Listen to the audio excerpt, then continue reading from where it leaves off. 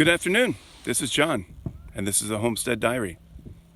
I'm up on top of the single wide, and this beautiful specimen of probably 1970s architecture is not livable at the moment.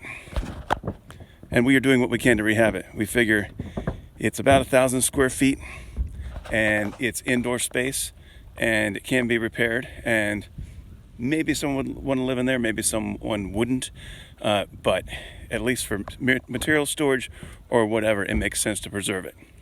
And so what I'm standing on now is the roof of a space that was created after the single wide was put up. It's, I would say, maybe 16 by 8, and it comes off of what was the kitchen at the time. And when they did the flashing, it didn't work at all.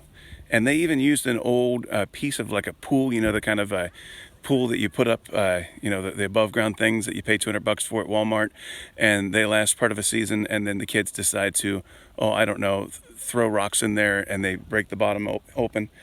Yeah, that kind of pool. They used a pool as a stopgap to try to get the thing to not leak. And it didn't work, of course. Well, maybe it did temporarily. But anyway, I stripped all that off, and you can actually see part of the old roof down there. And then there's the old wood that was there, all rotten out. And I did it what I think is correctly. But I missed a couple of little things.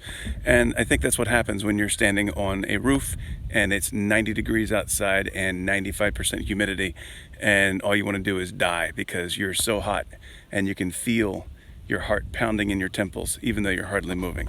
Anyway, it wasn't that bad.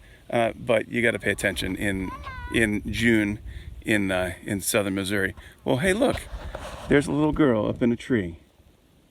Hello, little girl up in a tree. Do not climb up on the roof, please, my love. But how did you get up there? The other way.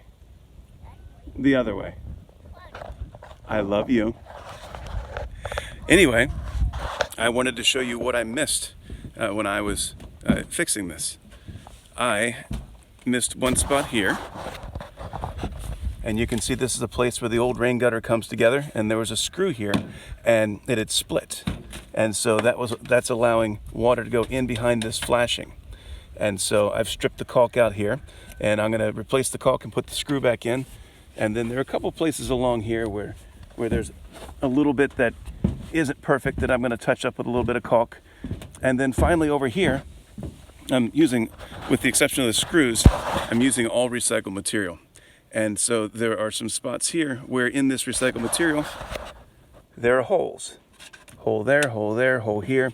And so I managed to plug a lot of the holes. I mean, there's little dabs of caulk all over the place where I was able to fix it where it had been used in another project somewhere else. But I missed some, and it leaks a little bit. And so we're going to fix it. That's the afternoon's project. This is John with the Homestead Diary. Y'all have a blessed day.